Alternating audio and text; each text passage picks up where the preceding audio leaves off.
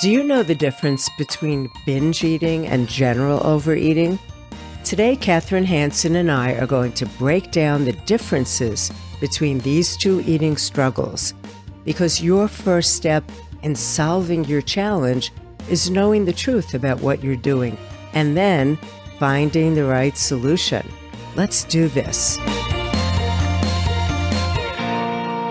Welcome to your coaching session today, and it's a special one.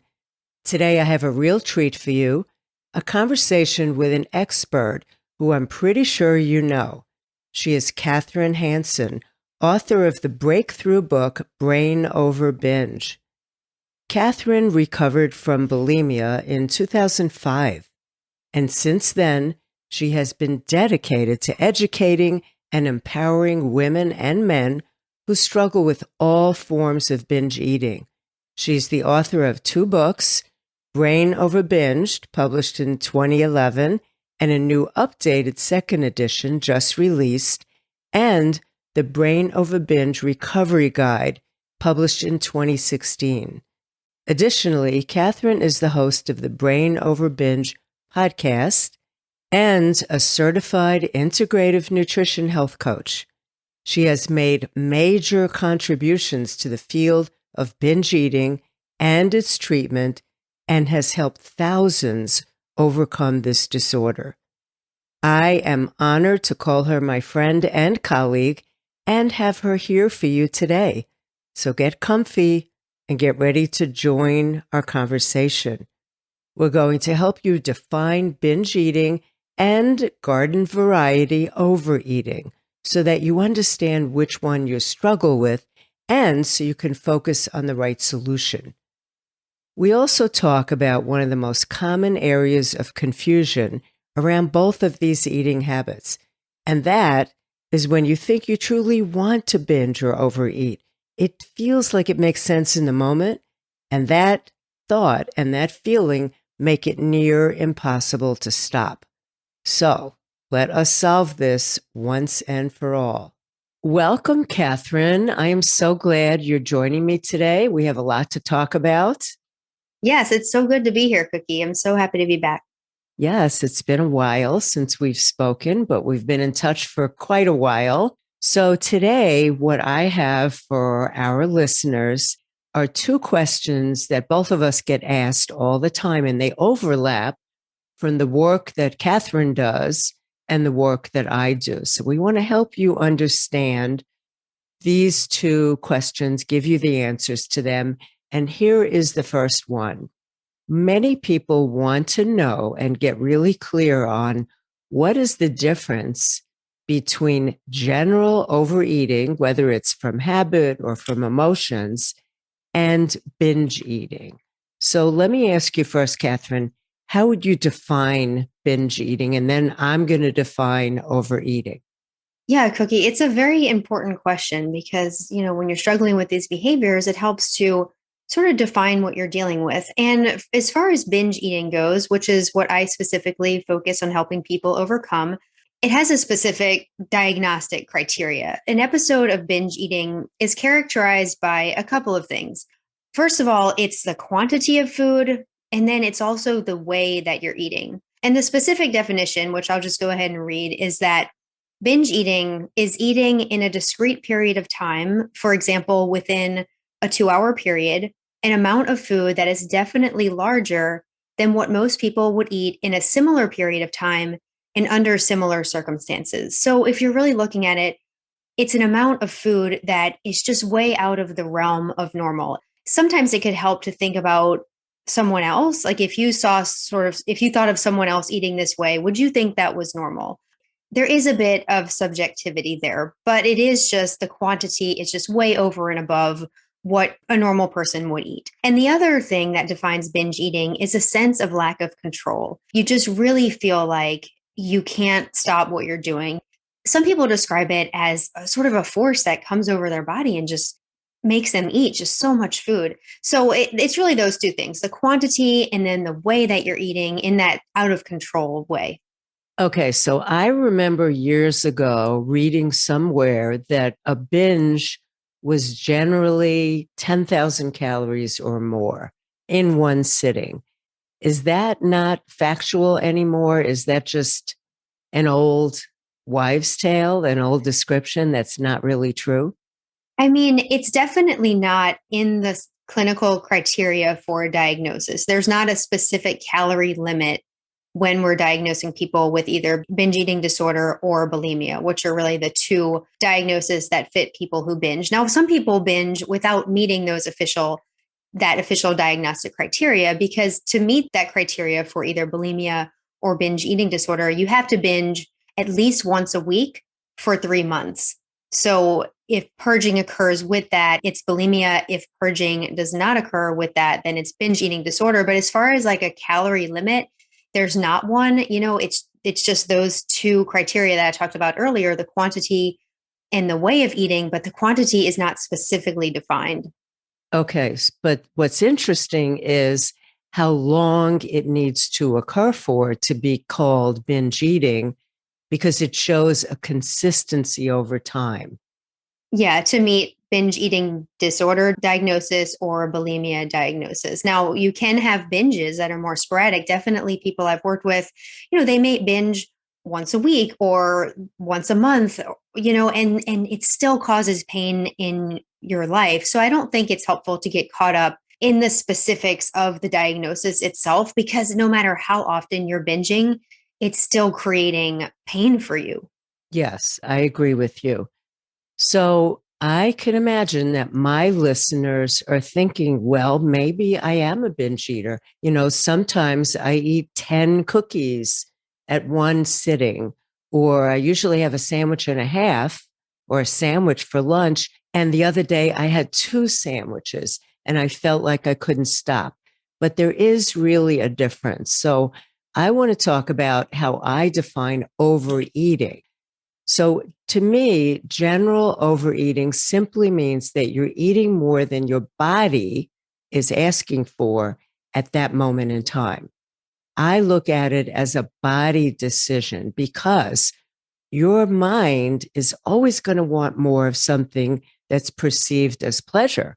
And food by our brain is perceived as pleasure, but your body has this limited amount of space.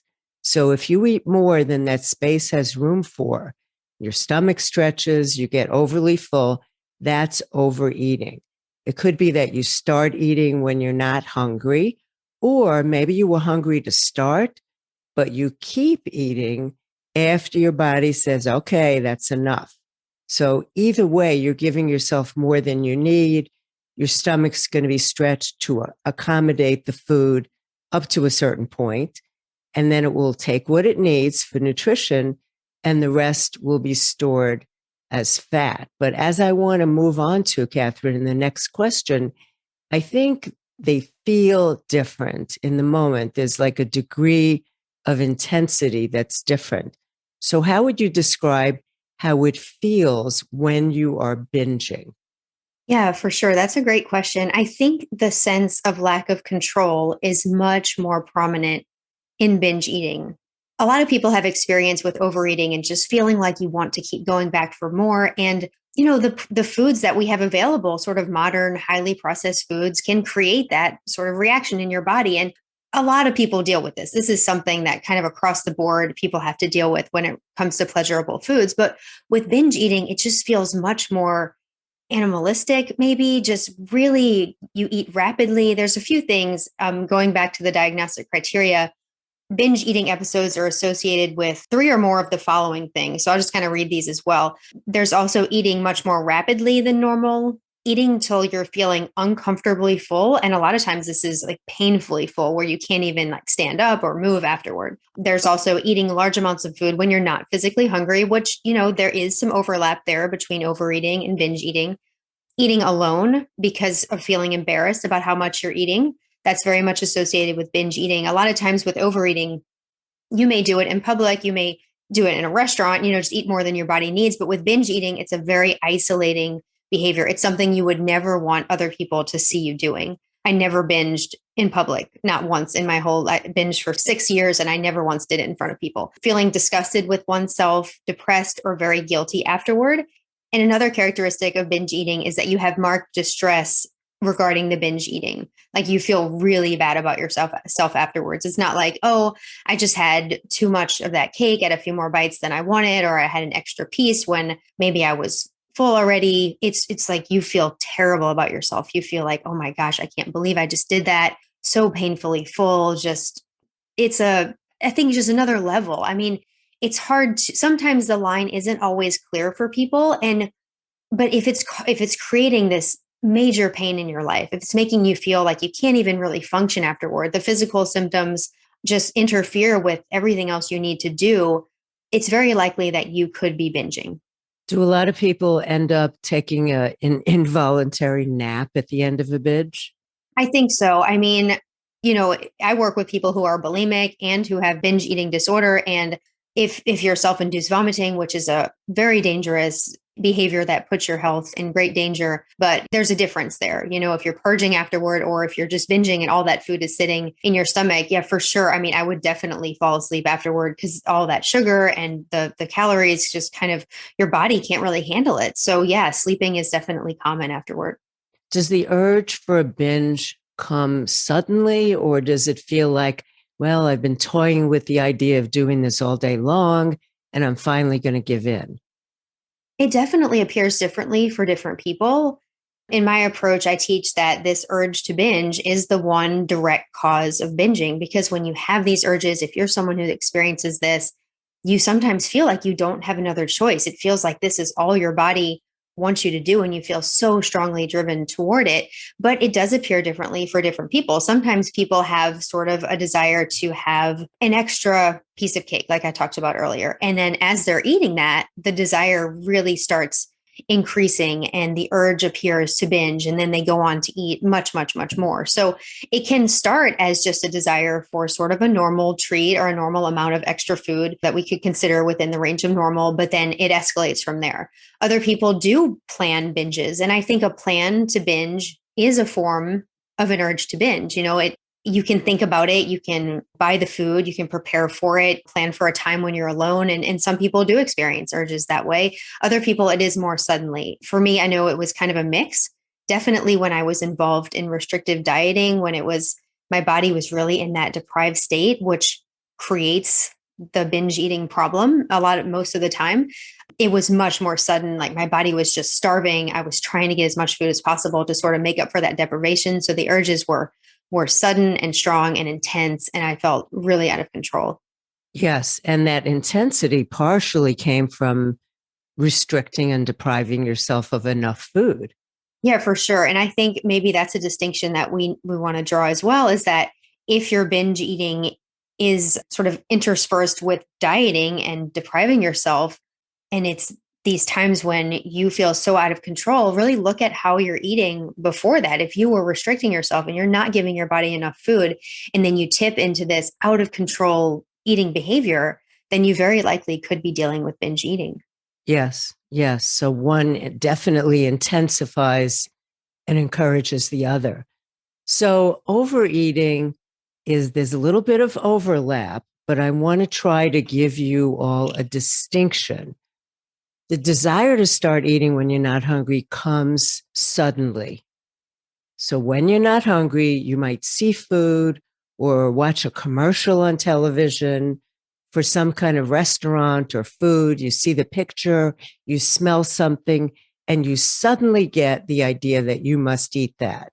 The gradual rise of real hunger, when it's true physical hunger, comes from a signal in your stomach when it's empty. So one is gradual, true hunger, and the suddenness of a desire to eat leads to overeating because you're not hungry.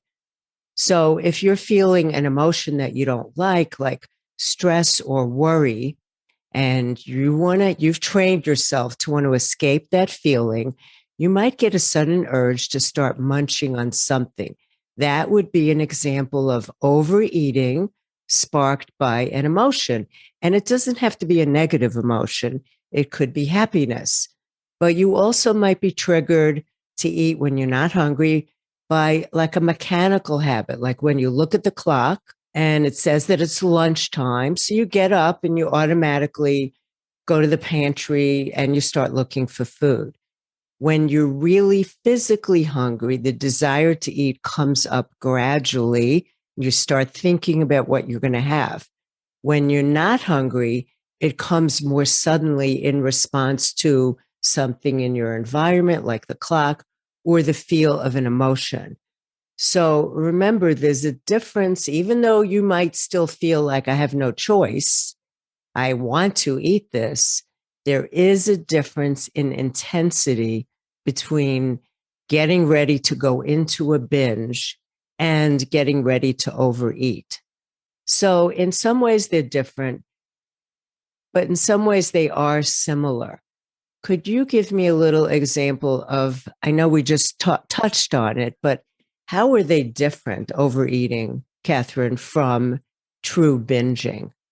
Yeah, I mean, people who, let's say, stop binging and overcome that, which is amazing and it gives you so much freedom, they could still struggle with episodes of overeating. Like, it's not something that if you stop binging, you're always going to eat the exact amounts that your body needs all the time. So there definitely are differences in these behaviors. And a lot of it goes back to the quantity. A lot of it goes back to the way you're eating. And it's just really heightened over and above what you experience when you overeat. And then also the pain that it causes in your life. If you overeat, you might feel kind of sluggish for an hour or so until the food kind of digests, and then you feel fine again.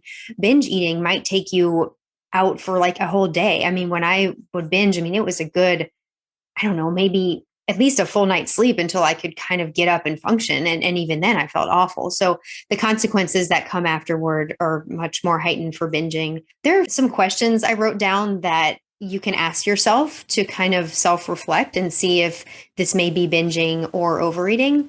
The first question is, would I feed someone else the way I'm eating during the episode under any circumstances?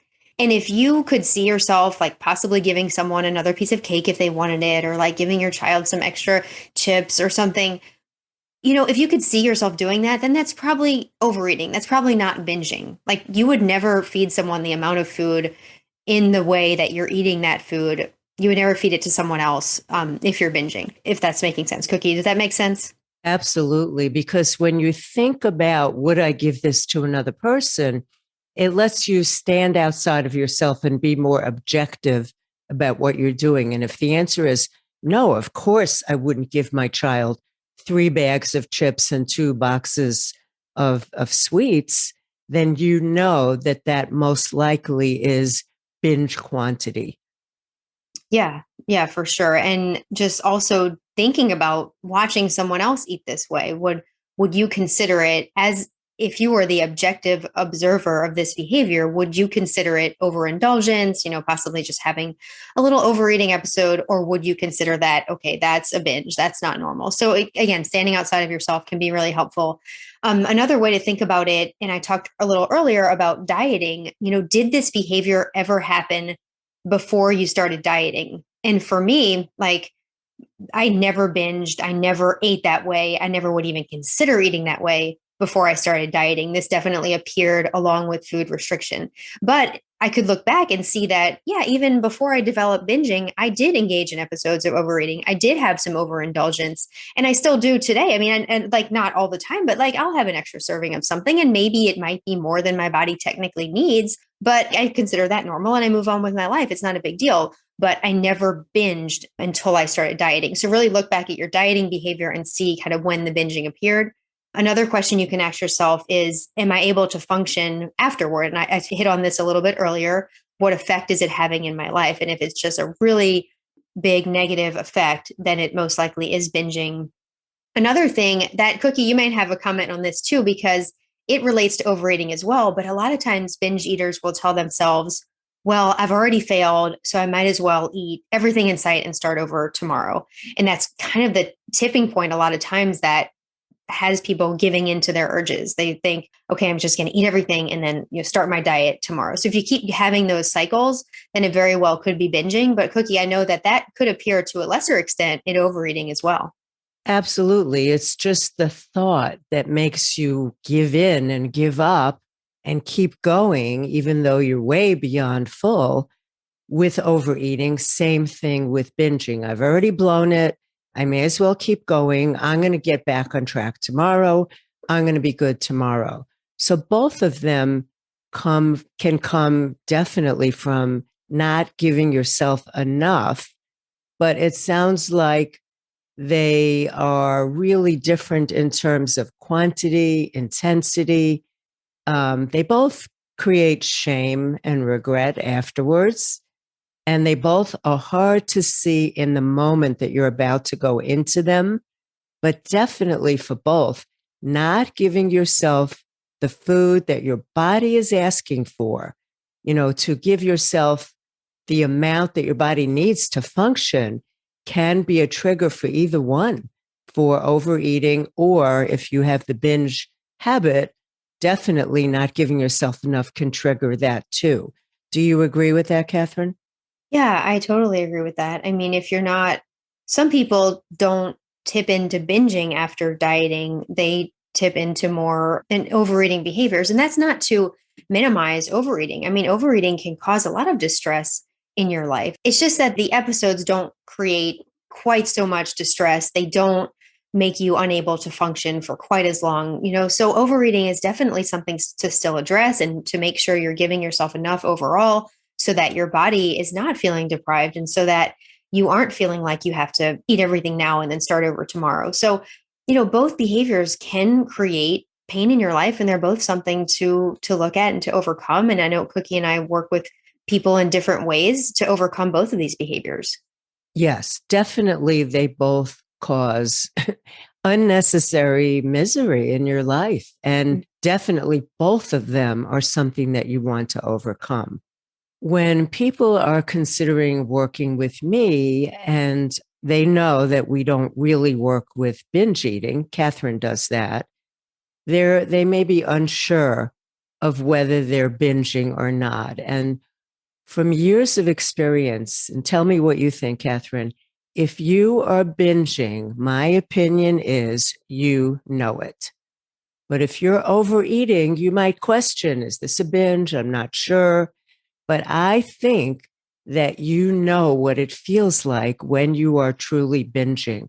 You know the pain. You know the lack of control, even though overeaters might feel lack of control too. When you're binging, there is no mistaking it.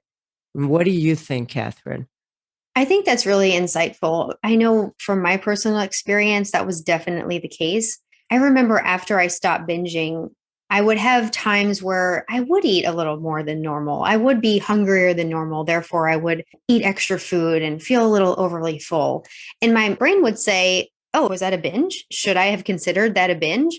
And I realized that if I had to question it, or if I was asking myself if I should consider it a binge, then it wasn't a binge because, Yes.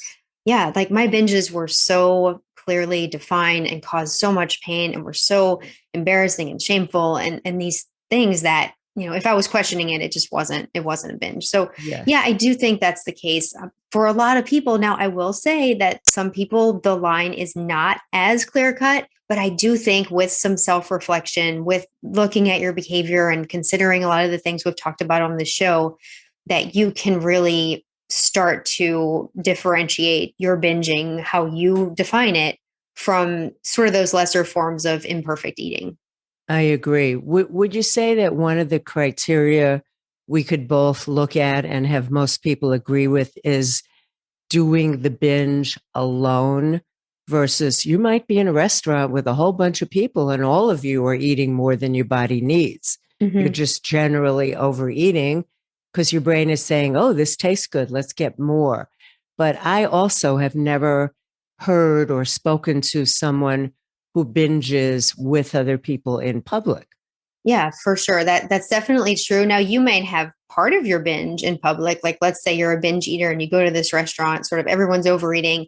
In that moment, it's what could be considered within the range of normal, but then that urge to binge strikes and then you go home and eat so much more. And you would never, want people to see that full episode if you count the restaurant, if you count what happens afterwards. So yeah, like parts of binges can be in public because I know that a lot of people out there might be thinking, well, I'll eat in public, but that's usually just part of your binge. You would never do the whole thing, in front of someone else. Right. It would almost be like that time in the restaurant, you get the seed of the idea You know Mhm. what you're going to do when you get home. You're planning what you're going to stop and buy on the way home.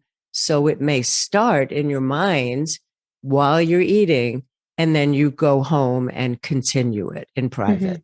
Yeah.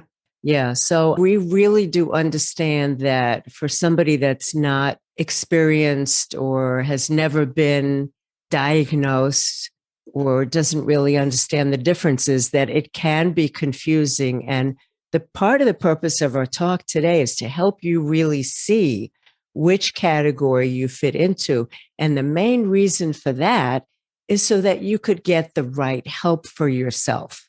So I want to back up a little bit and see if we could define what creates that urge to binge.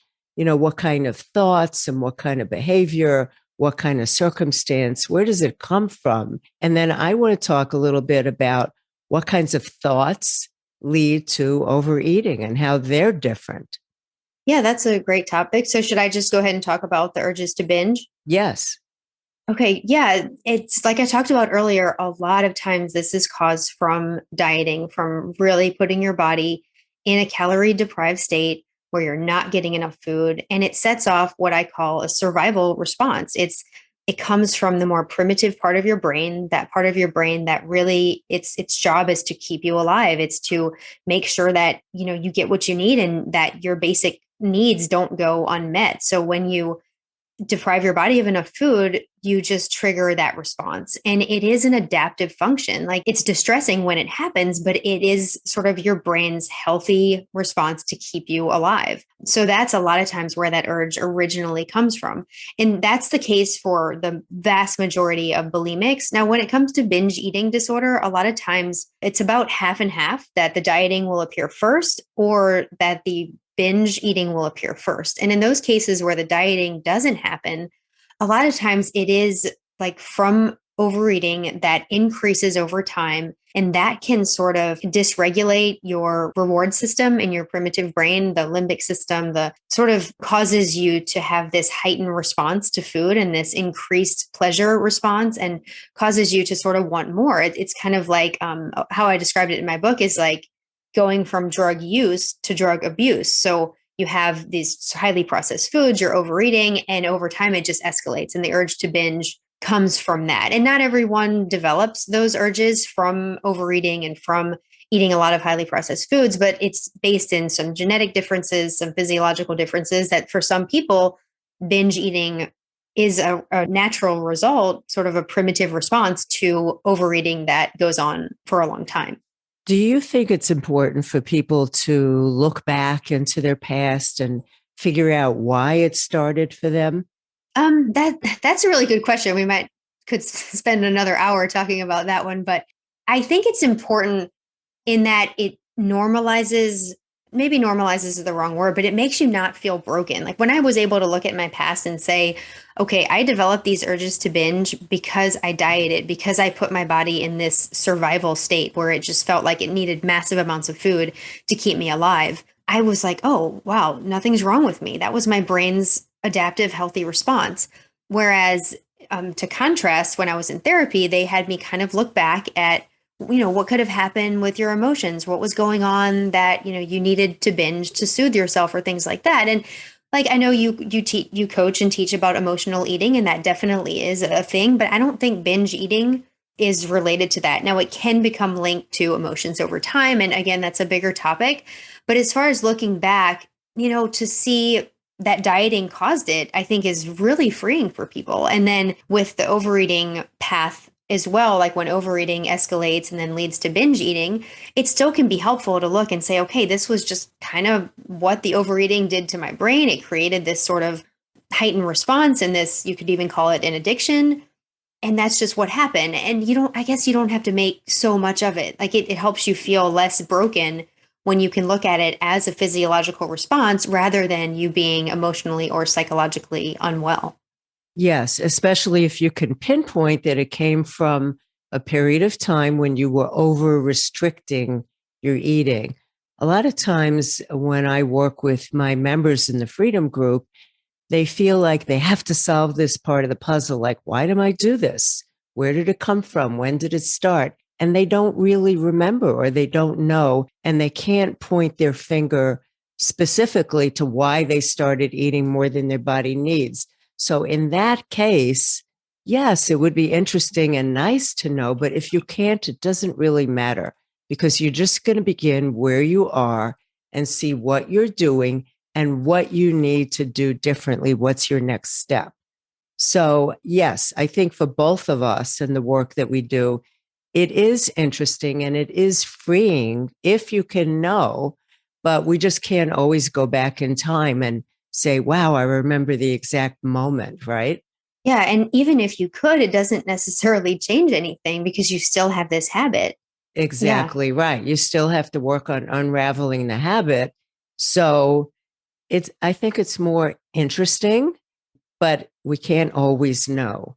Now, let's look at the other part of what we're talking about is what creates, we talked about what created that urge to binge, and then the habit gets stronger and it takes on a life of its own. With overeating, there is some kind of trigger, and the trigger will lead you either to emotional eating or habitual overeating. It almost doesn't matter because they're both habits. They're both something reminds you of doing them in that moment, and then you do them. And the more often you do them, the stronger they get until whenever something happens or you feel something or you think something, that becomes your go-to behavior, that overeating, eating more than you need. And there's always a thought before we eat, but the thoughts are so quick and fleeting. And we may just diminish the importance of the thought, but it could be very, very simple, like, oh, that looks good. I've got to eat that. And we don't remember to ask ourselves, well, am I actually hungry at this moment? So it's always a thought. And the thought could be, oh, I just don't care. I want that. Or, well, I can't stop once I start, so here I go. Or I just need something now. Or I've had a hard day, I need a reward. Or this is so special, I don't want to miss it.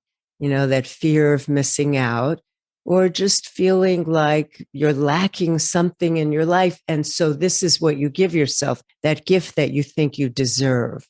It has to do more with the food, the situation, the time, what it reminds you of, what you're thinking, than the emptiness in your stomach. Because I know we'd both agree on this, Kathryn. If your stomach is empty, you will feel hunger. You should always eat.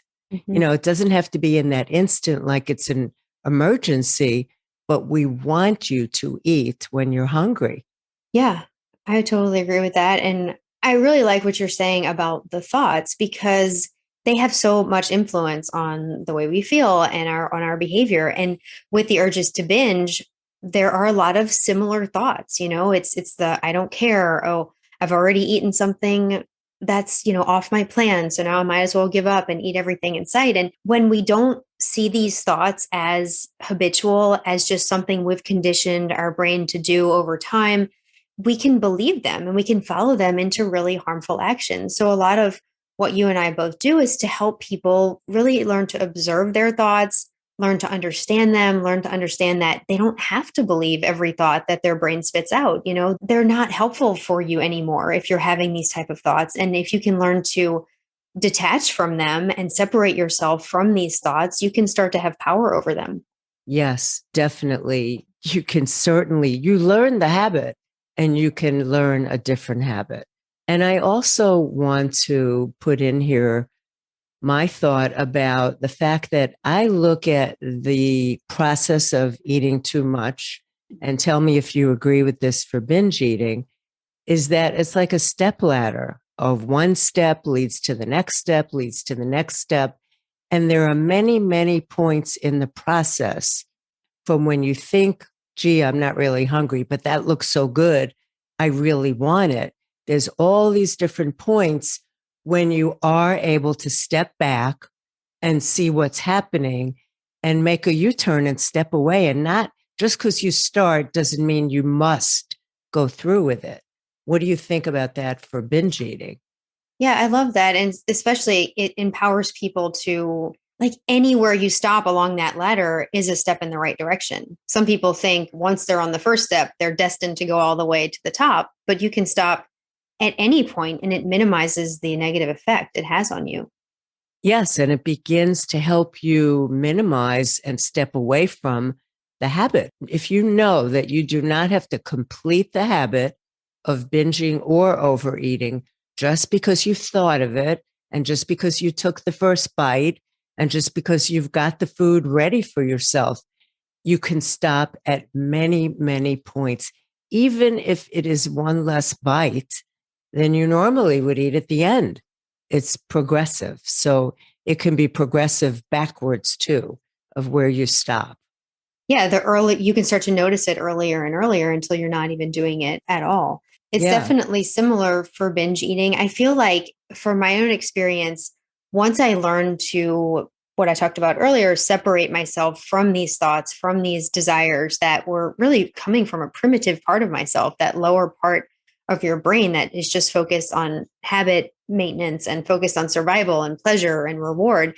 Once I could see that, oh, that's not really me, these are just thoughts coming from that part of my brain, it really gave me so much power. And the earlier I could notice those thoughts, the earlier I could just, any thought I would have about binging, about eating, way more than my body needed, if I could just step back at that moment and say, okay, that's just junk from my primitive brain. I call it neurological junk in my books. And then it wouldn't go into powerful cravings. It would kind of remain as just thoughts, as these random messages my brain was sending out. But if I started to believe them, if I started to focus on those thoughts, then the cravings would escalate. And then I would start to feel more of that urge. Now, I could still, step back at that point and realize, okay, these are just feelings going through my body. This is coming from that primitive part of my brain. But the earlier in the process that I could notice the thoughts and that I could separate myself from them, the easier it became. And I think that's the case for a lot of people I work with as well. Yeah, I think that is definitely a parallel. So, in recovering from binge eating and learning how to stop overeating, the stepping back and seeing what's happening and understanding why it's happening and, not hate yourself and not blame yourself. I think that understanding is so key because then you're going to the right solution. You're not just beating yourself up and trying to undereat to compensate or trying to find a strict diet because you think that will give you control. I think it's really understanding and seeing that helps you find the right treatment. So, what's the general overview of how people end binge eating? Because you and I both know it's definitely, definitely doable. What's the treatment for binge eating, Kathryn? Yeah, I mean, everyone is different. Everyone has, different strategies they want to incorporate.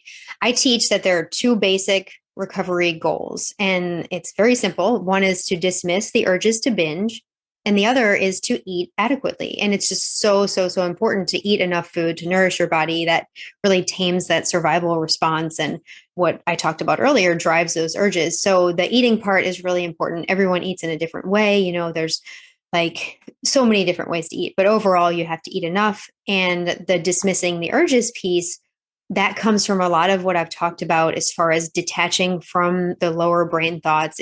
It's about using the more rational, higher parts of your brain to direct your actions and learning to be able to experience the urges without feeling so desperate to make them go away. Because a lot of times that's what causes people to go into binges is you have these urges, you feel like you can't possibly deal with them, you feel like just so driven toward the food, but learning to experience the urges in a new way that allows you to then not act on them. And I teach detachment. I teach basically 5 components to dismissing the urges to binge, which I'll just run through very quickly. The first is to view the urges as neurological junk. I think that's what I mentioned earlier about seeing the urges as from your primitive brain and not what you actually want.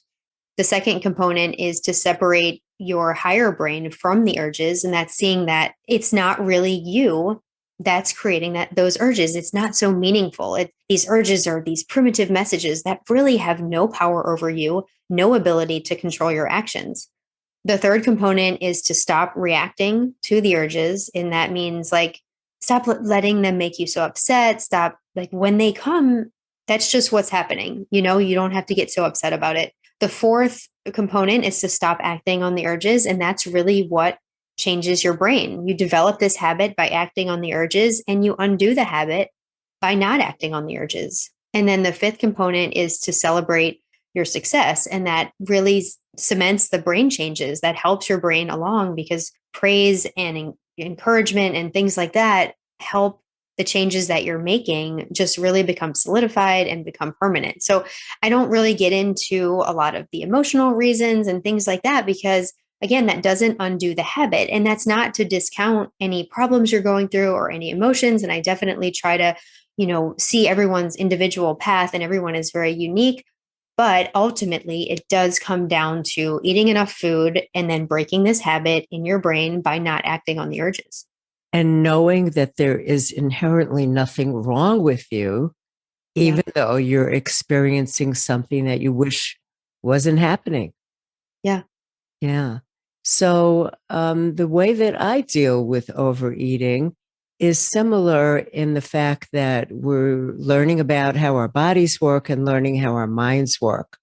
I teach people to understand what natural eating looks like. When I first started doing these podcasts back in 2016, I talked about becoming a naturally slim eater. And since then, I've adjusted my definition to simply becoming a natural eater, because not everyone in the world has the genetics or the body type to be slim, to be thin. That's not our goal. Our goal is just to be natural, which means to feel nice, comfortable hunger where you're looking forward to eating, and then to feed yourself until you're lightly, comfortably full, not stuffed. It's also important to learn how to enjoy your food without guilt, to really savor it, and to learn to wait for hunger and learn to hear what the signal is. Pay attention so that you get that signal that says, okay, we're approaching enough. Get ready to stop soon. And in between, to hear and understand all that chatter that comes up in your brain when you're trying to do these things, because if you're overeating, you've learned some other habits that tell you to keep going.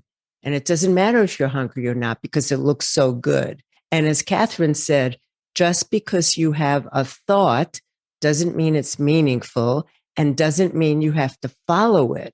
So when you get the thoughts that tell you to eat more than you need, because who knows when you'll get this again, or it looks so good, or you're so angry at someone, to be able to see those thoughts as just habitual thoughts from that lower part of your brain, whose goal is just to keep you doing the same things over and over again. It thinks it's helpful.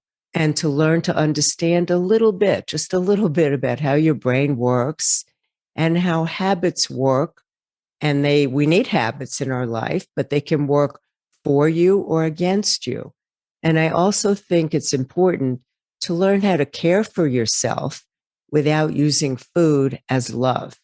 Now, food is pleasure, and you still should be able to enjoy good food, but not as a substitute for what you're really looking for in your life. So Kathryn and I both deliver these solutions in different ways. And don't forget, after we tell you this, stick around, because we have the second most common question that you will want to hear about. So Kathryn, how do you offer the help that you do to people who are binge eaters? How do you deliver it? Yeah, I have a website, brainoverbinge.com, and there is just all the resources I've offered. What I kind of did is, when I recovered, I felt such a strong desire to help others that I wrote my story in my first book, which is Brain Over Binge. And since then, I've just kept adding things. So I have a blog, I have a podcast, I wrote another book, the Brain Over Binge Recovery Guide. We offer group coaching and one-on-one coaching. So there's just all those resources at brainoverbinge.com. There's also a free ebook there you can get. And I do have another edition of Brain Over Binge, my first book, coming out. Actually, it's out right now when this podcast will be released. So you can get that as well. So I definitely have a variety of things that people can use depending on what you need. That's so wonderful for people who have been walking around thinking, one, there's something wrong with them, and two, I'm stuck. There's no solution. There definitely is a solution. And Kathryn provides that and offers that. Now, when people come to me and say, I want to work with you, I want to be in the Freedom Group, I'm binging, can you help me? We send them to Kathryn and her programs and her offerings, because stopping the very more intense habit of binge eating needs to come first before you worry about overeating, and definitely before you worry about your weight. So I deliver my solution through the Freedom Group, and we have 3 parts of that group in the program called Eat, Think, and Love. And we believe that it's very important to be in a group to get intense and complete support, because every day we're also influenced by the culture that we live in, and we live in a diet culture. So to immerse yourself in an environment where everyone is learning to eat and think and take care of themselves in an authentic way really helps you not be swimming upstream against the culture that you live in, and that pressure to be a certain weight or look a certain way or be a certain size. So we both have a way that can deal with the problem. And my links to get information about that will be in the show notes. But I want you all to hear the second question that comes up very often for both of us, which a lot of my regular listeners can relate to. And I'm sure, Kathryn, your people can too. When you are overeating or when you are binging, and even if you're aware of what you're doing, you see it coming, you feel it happening, a lot of people say, but I want to. This is what my brain is telling me to do. It's telling me to go for it. How do I overcome that? So talk about why people think that they have to follow that message of this is meaningful, this idea from my brain that's telling me to have a binge or eat 10 extra cookies. It is meaningful. How do we overcome that, Kathryn? Yeah, that feeling of wanting to engage in the behavior is something I find holds people back from just eliminating this habit. It goes back to normalizing it and realizing that nothing is wrong with you for feeling that way. And of course, your brain is going to make you feel like you want it in that moment. That's your lower brain's job. That is the job of the pleasure circuits in your brain and that reward system. It is to make you absolutely feel like this is what you want in the moment. And just knowing that and being able to experience that wanting while not thinking something's wrong with you, I think can be so, so powerful, because you can learn to experience that desire and not follow through with it and realize that that desire goes away. And you realize, oh, wow, that was not what I really wanted, because you realize that anyway, if you act on it. So if you feel like you want it, you act on it. Afterward, you're like, oh my gosh, that is not what I wanted. I can't believe I fell for that. I always felt like someone was pulling this trick on me, that I just felt like it was absolutely what I wanted. And then I felt so bad afterward that I was like, how could I have believed that? How could I have followed through with that? So that same realization that happens after you act on it can happen if you ride it out, if you allow that desire to be there and that desire to go away, which it naturally will. Then you realize, oh, I'm so glad that I didn't act on that. And you can celebrate that. So it's really about sort of learning to experience that wanting while knowing, even though you may not feel it in that moment, you know that it's actually not what you and your higher brain truly wants. Absolutely. We have to remember that our brains give us messages that make us want to do what we've been doing, to keep doing the same thing. But it doesn't mean, just because we think it, that those urges to overeat or binge, that they're in our best interests. We know afterwards with the regret and the shame that they're not, but it's definitely just our nature that it's easier to keep doing habits that we already have than to stop them or change them. Our brain wants that immediate reward to keep eating. And a lot of overeaters feel like they're deprived if they don't get what they think they need in that moment. So they're believing everything they think. We don't realize that some messages we get in our mind from our thinking are just mechanical thoughts, just repetitive messages, not true, not useful, and they keep us stuck. I think it's like for both cases of binging and overeating, being able to stand back when you get those urges and see what they're telling us and ask in the big picture of your life, is this what I want in the big picture, in the future, or just in this moment? 99%, if you're not hungry, it will be, what do you want in this moment? Yeah, that's a good point. And also ask yourself, is it what you truly want at a time when you're not experiencing those urges? And realize that it's just the urges that make you feel like you want it in that moment. It's not, when you're not having these urges, it's not something you would think, oh yeah, that's really what I want. Because you don't want the consequences. You don't want the way it makes you feel. You may temporarily want the pleasure in the moment, but overall, the effect it's having on your life is nothing that you actually want.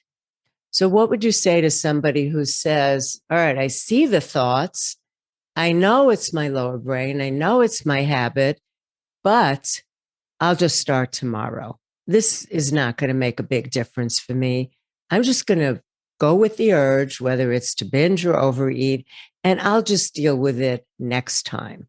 Yeah, that's definitely a big thought, a common thought that leads people to binge. That whole, I'll start tomorrow, one last time. I mean, one last time is huge. And I think that the way to deal with that is really the way to deal with any thought that encourages binging. I teach that the urge to binge is any thought, feeling, or physical sensation that encourages binge eating. So, like, no matter what your thoughts say, no matter the content of the thoughts, they all need to be dismissed. So, if you're feeling that wanting, you're feeling that desire, you're feeling the encouragement from your brain to binge, and you have the thought, oh, I'll just start tomorrow. Oh, one last time.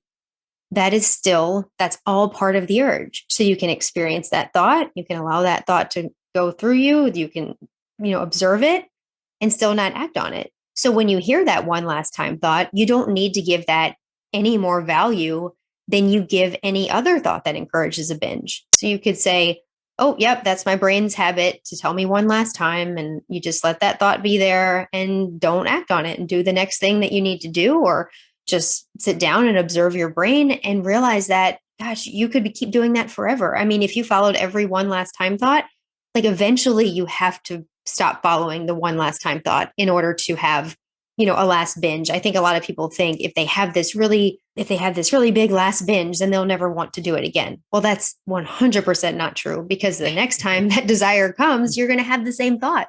So there has to be a time where you just disregard that thought, you realize that it means nothing to you, and you go on with your day. Yes. And it's worth the discomfort of doing that, because that's how you eventually get rid of the urges. They become weaker, they come less often, whether it's to overeat or binge eat. But you do have to start at some point, seeing what's happening and knowing that this time you can very peacefully say, I know where that's going to lead me, and I'm not going to follow it. Doesn't have to be a struggle. And Kathryn shows you how, and I show you how for overeating. So, Kathryn, we covered a lot of ground today, and I know that this is very helpful to everyone who's listening, yet it's hard to do on your own. So we both offer solutions. And Kathryn, tell me how someone can reach you, how they can work with you, and how to get the link to take a look at your new edition of your book. Yeah, Cookie, thank you. And Yeah, I really just know the pain that binge eating causes in your life. And it's just been my mission for a long time now to help people overcome this in their own life. And like I mentioned earlier, I've been adding resources over time. And the newest resource is the new edition of Brain Over Binge, and that is on Amazon. So I believe Cookie will put a link in the show description, Yeah. or you can just go to Amazon and you can type in Brain Over Binge and you'll be able to find it there. And you can also find more resources on my website, brainoverbinge.com, to support you. My team offers group coaching and one-on-one coaching to really give you that support you need as you overcome this habit. All the links that we talked about today will be in the show notes, so take a look there. But the big message that we both want to leave you with, whether you are an overeater from emotions or just from habit, or whether you have a binge eating habit, we both want you to know that these are solvable problems and we can help you. Yes, definitely. All right. You know what you're going to think about and do this week. Figure out what your eating struggle is so that you can choose the right solution. So check the show notes for links to all the things we talked about today. If you are struggling with binge eating, in the show notes, you will find links to all the different ways that Kathryn can help you. And if you struggle with overeating from habit or from emotions, and you haven't done this yet, be sure to download your most important starting point, my free training on how to stop overeating in 3 steps at weightlossmadereal.com/3 steps, the number 3. This mini training will lead you through my proven Eat, Think, Love method that's helped thousands of women finally end overeating by using the power of your brain and psychology. It has exercises that you can start doing immediately so you can start seeing results as quickly as today. Go to weightlossmadereal.com/3 steps now and download this powerful and proven training today. My gift to you to finally end the struggle and stop overeating once and for all. For now, this is your Coach Cookie reminding you that as you search for answers, keep it real, just like you. And I will see you next week.